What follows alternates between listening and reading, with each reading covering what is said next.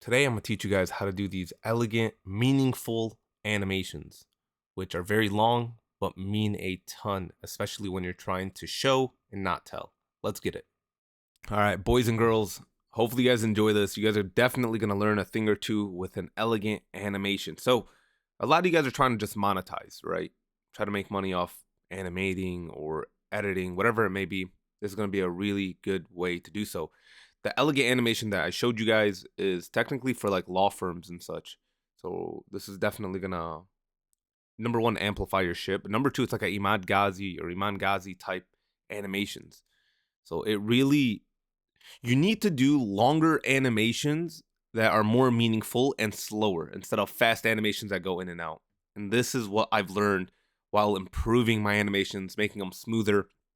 You want better sourced animations, longer and meaningful ones instead of quick and fast ones. So as we see here, I had to drop the phone. I did the background eclipse for it and get into a habit of using multi-mergers. Stop using just a single merge. Trust me, when I say when you use a multi-merge, it creates it as a folder. So they both, see how they're both moving with me? Because I have a multi-merge, or the merge, yes, it's fine because it's on the main timeline, but a multi-merge when you have a lot of components added to it. So it's really cool. If I want that whole thing under one concept, you can throw a transformation node at the end, which I'll show you guys these little tips throughout the week and such. But let's get into it really quick. I'm trying to adjust everything to make sure everything's smooth on the little spline, because what I like doing is with these elegant animations is you don't want an S. Like, you know how people just say, oh, just press T or S and it smooths out the ins and outs. You don't want that, really. Like here it kind of looked nice, but I like it kind of like a half rainbow, because it makes it come out really quick and then slows down so the animation's a lot longer. Actually looks like a lot better. Like seriously, to all my animations now, I have it exactly the way it is right now, just so it literally looks 3 times more beautiful when making an animation happen. So as we're doing here is that I'm trying to add the little red highlight to show the red notification on the right icon emoji. So all I did was duplicate the back end, obviously, and then added a red glow, which made a really good difference. I wasn't going to do it. I was going to make a different way, but all I did was just duplicate the background, the gray square, and just made it slightly bigger, create the red outline. Honestly, popped out really well. So as I was doing here is a little, text I wanted to do on top, the text prompt to indicate what the red side meant. And when the text went to the left side, it would also turn green. So it was essentially what your client's saying. What makes a good editor is truly what you're able to think outside the box. That's all it is, and how you could form it into an animation. That's it. By the way, really quick tip. As you guys could see, I'm about to do a multi-merger instead of having each component separate, right? As you guys saw, I made the 2 eclipses for the text, box. Now I put them together. Look at the top right, as you guys could see. So now when I do the animation, it all moves together. That's kind of how you guys want it. A lot of people like do every component separately. No, man. If you have 2 emojis or 2 similar concepts going on in the animation, throw them on a multi-merger, man. It creates a huge difference. I've learned this through 3D animating, because everything you throw on an image plane, right? So it made a huge difference in the ability of how I'm able to animate and how I'm able to like drop opacities, increase opacities, and made it all blend in together. Right here, I was just refining everything, making sure everything at least fit the same, fit clean, was smooth. Because sometimes when I do an animation and the splines aren't like really smooth, in a way it messes up my whole like tempo. And I want to make sure everything is smooth by the time I finish up another animation. So that's kind of similar to what I kind of do every single time I refine something. Every single time I want to move forward with another animation. So make sure you guys do that, because some people forget motion blur. Some people forget how to smooth out your splines, shit like that. So what makes you a better animator is truly also the way your animations are. That's it. And that's all spline. But what did I do? I didn't know what to do with this. I was like, oh, just do it into the multi-merger. Boom, now it's all together. Now it all moves together. If I had it separate as a regular merge, it would move by itself. So the box would move, but the text wouldn't. So please, please, please, pretend a multi-merger is like a folder. Now you're on After Effects and it creates a folder, like a composition, and now you're able to move the whole component together. That's technically what it's doing. And then essentially you're able to control the whole entire component. But what I'm doing here, by the way, is really quick. I'm trying to animate the text prompt, right? So I have it going right. And this is like a good way to teach yourself. You don't need to constantly make transform nodes. I know a lot of people make transform nodes. They're like, no, you can make them smoother. You can do this. No, if you're really good at animating, you can run everything on the same spline. Uh, it might be a little bit more hectic or annoying, but the one thing I've realized is if you're able to control where the animation holds or doesn't hold, and the more mastery you have over keyframes, the more you're able to do what you want on the same keyframe or spline editor for sure. So you guys will see it here, right? It was an annoying animation. It wasn't just going in a straight line, right? I had to move it to the left, right over the red icon, have it slow down a bit, and then accelerate to the other one, and then make it bounce when it hits the wall. So I was like, how can I do this, right? And I essentially just extended the animation and played around with splines, man. That's how you guys will get good. So look at the animation, boom, and it bounces. That's it. I eased in, eased out everything. I made sure that some splines were flatter on the spline graph, and you become better at it, guys. So don't knock yourself, man. Slowly but surely, you guys will get it. Uh, this isn't something that you guys will learn overnight, but I promise you, sometimes I used to watch videos and say, why the fudge does this guy need to do it like this? Like, what's the point? And I used to think, like, I need to know why he's doing it, though. But soon I came to find out, like, bro, just do it, copy it. You will eventually gain the knowledge of why he's doing it. Just do it and remember the way he's doing it. That's it. And then slowly but surely, a week from now, it just clicks with you and you're like, oh, this is why he does it. Like it blew my mind, man. That's where slowly the animations come from. And slowly when you become better at animating, you realize why each and everything happens for a reason and why, and how to smooth it out, what to do, what kind of animations you're pushing, all that good stuff. So right now I just duplicated the back end of that emoji gray background, and I just made it a little bit wider, made it green. That's it. And what I'm doing is playing with the opacity. So when the text goes over, the opacity of the green light increases, and then the red light decreases. And I want to let you guys know, right? A lot of you guys might think like, yo, do you sit at the timeline, think what you're gonna animate, how you're gonna do it? Yeah, I do, guys. And it's like fucking, I'm like Picasso on the timeline. Like straight up, I don't know what the fuck I'm gonna animate. But when I'm on it, I start slowly over time. Like I just randomly make a box. After the box, I create another box, and it morphs. And I have to give this animation. I have to give this credit to I'll tag him down below. Right, he's an After Effects editor. He's actually a friend of mine. And I realized a lot of people that are trying to learn animations on DaVinci Resolve, you could look on After Effects YouTubers, but you don't know how to convert the knowledge. I do. So essentially what I did here was I converted the knowledge that he taught me. And he has a YouTube video on that on After Effects, but obviously you guys are only using DaVinci Resolve. So I was like, if I could bring this knowledge into DaVinci Resolve and teach people, I think that's where, you know, the knowledge actually breaks down for people that are like immature or not knowing a lot on animating. I could break it down for you guys and present it really well. And essentially what you want to do with animations is show, not tell. You show everything, show your animations, not just speak on it. Or not just speak on the topic you're animating for. So it's a really cool concept. And that's what your job as an editor is. But right here, we're just making the opacity of green go decreasing and then slowly increasing over time while the text goes back and forth. So it looks more dynamic. If you could make the art of illusion, which is essentially what you're doing as an editor, master the art of illusion, the craft of it, that's essentially what you're doing is making it look like all the animations are dynamic. They actually work with each other like Blender, like a Blender space, right? Blender as in like the application.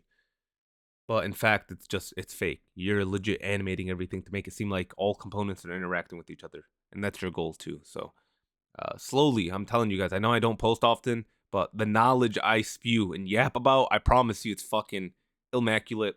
It's the things I've learned in the year, which, bro, catapulted my animations and the knowledge I went through to honestly achieve the success. So It's really cool. Hopefully you guys learn along the way. If you guys didn't sub, go fucking sub, you losers. But that's it, man. Hopefully me yapping isn't, destroying the concept, man. But yeah, here just smoothing everything out. Essentially, just text and such. So when that text appears, let's see this shit. We're gonna make it smooth out. That's it. Nothing crazy. I have everything slightly glowing, so it looks cool. I could have added like vignette too, but there's no reason to. Maybe an overlay of things like moving, but I think a lot of people do that actually. I'm just playing with the text, how it changes. Right now it says "Let's work together," and I have a keyframe actually on the right where the text prompt is. You know where the text toolbox is on the inspector tab on the right, where I typed in the text. I put a keyframe right before this, like as you guys could see, right at the tip. Yeah, right there where it changes, and then you're able to. It's very, very, very easy to keyframe text. Like it's nothing crazy. You just change the text. You put a keyframe and then you change the text. Nothing crazy.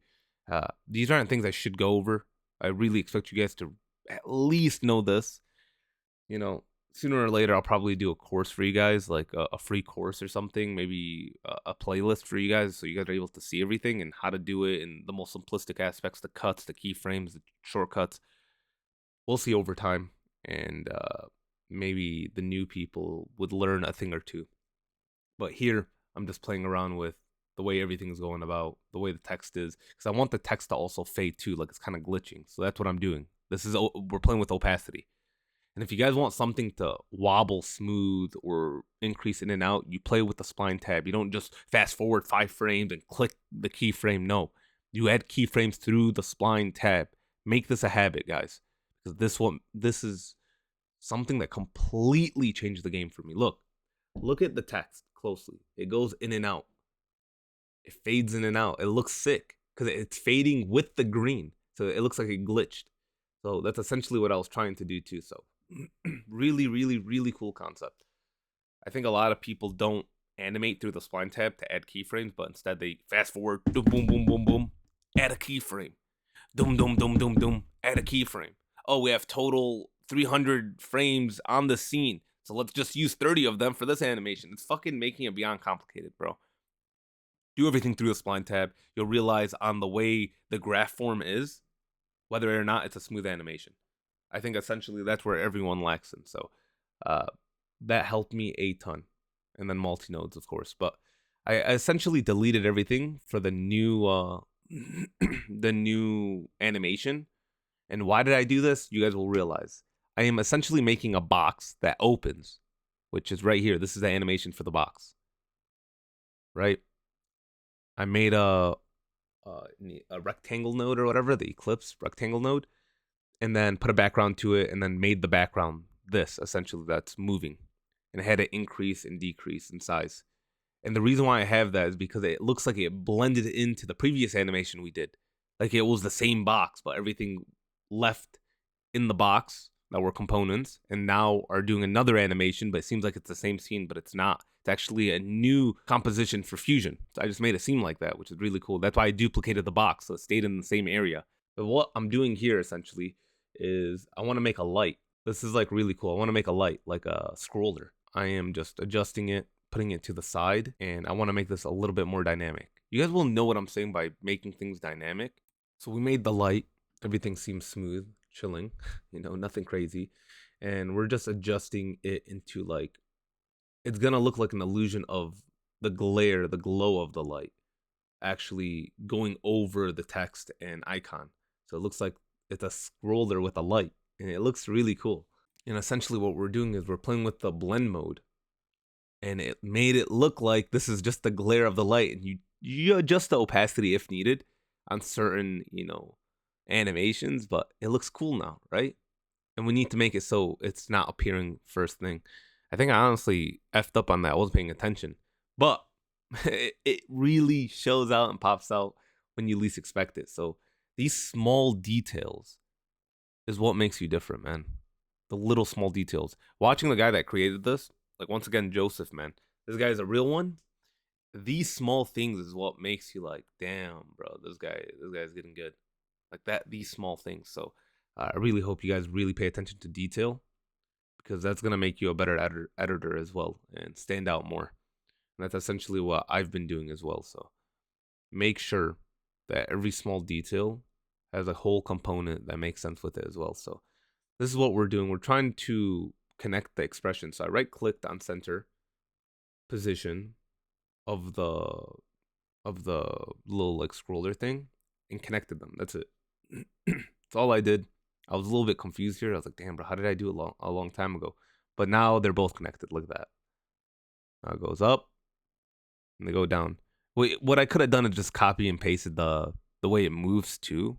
If like a lot of you guys don't know how to do that, just copy the way it goes up and down. You'll be fine. But on complex animations that have like, curves and such, you want to connect the expressions. ChatGPT could actually have you connect the expressions really well as well, but it's weird. The expressions don't work from ChatGPT to here, so it's a little bit glitched. It's weird, but it's no biggie, man. Essentially, made it look like it was just a light pole. Like it's so sick, man. And that looked a little bit sloppy, way too sloppy. So we need to smooth it out. So I tugged in both ends, and I wanted it longer. Like that was good, but I want it to slow down near the end more. So it looks like it. Yeah, look, it's like a subtle, man. I love that, bro. That's my style.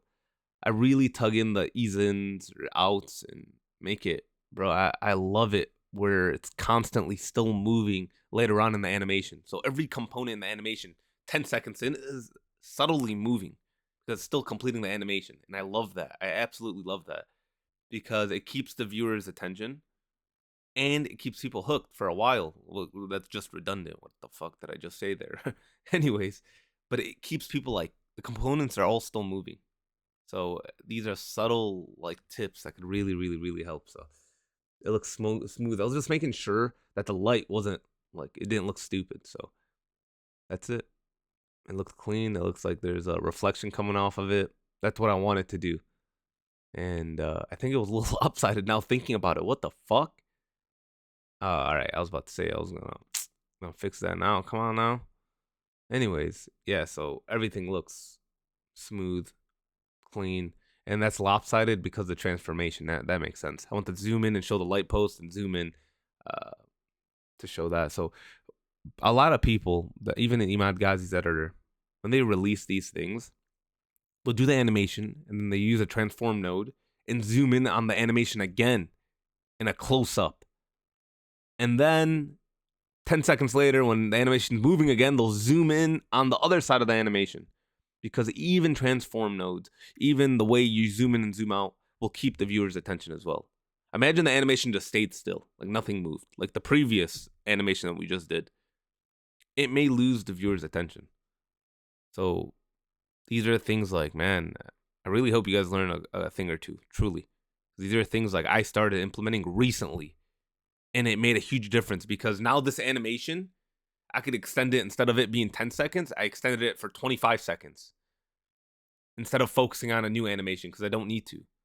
I'm already presenting everything I'm explaining by amplifying it, zooming in, and amplifying it again because I zoomed in at the bottom part again.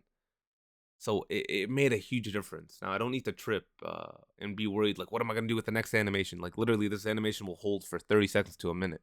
Just like maybe 30 seconds, not a minute, but these little tips, man. So now I zoomed in at the bottom transformation. I don't make it so you could you could make a big difference between the animations, like it slowly pans down the transform node. No, you want it instant, like one frame instant.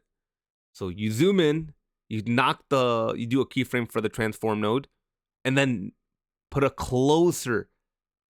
Man, it's amazing. You want it beyond smooth, like right away. It's instant, right? The transform node instantly goes down to the bottom part. You don't want it to make it smooth any way, shape, or form. And now I'm adjusting the pole and I have it going bouncing and going down. I like the bouncing aspect, but I don't want to bounce too much, so I flattened it. But this is the pole. You want to have it go up and then slow. Look how long that was too quick. So what did I do? I tugged in the animation.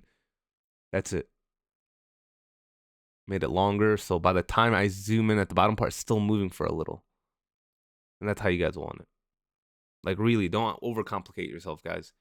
If you really need to just use a transform node and make the composition of the animation longer, that's what you should do. Like this animation could hold up 30 seconds and it could have been a 5-second animation. Does that make sense? So that transform concept of zooming in on a certain aspect, like here, like boom, I zoomed in, and then I instantly zoomed in on another part, makes it like you could hold that position for a minute and talk about it, and then have it go to the other part of the transformation while you zoom in. So it's really, really, really cool. Like these small tips makes it extends your animation. So hopefully you guys learned a thing or two. I was just touching up everything, putting motion blur and such, but hopefully you guys learned. Go sub if you guys did not. And yeah, man. Hopefully I keep posting, man. I haven't posted shit, but while I'm learning, you guys are also learning too. So don't knock yourself. Try it, and hopefully you guys are improving into your animations. So I'll be watching from a distance, and love you guys.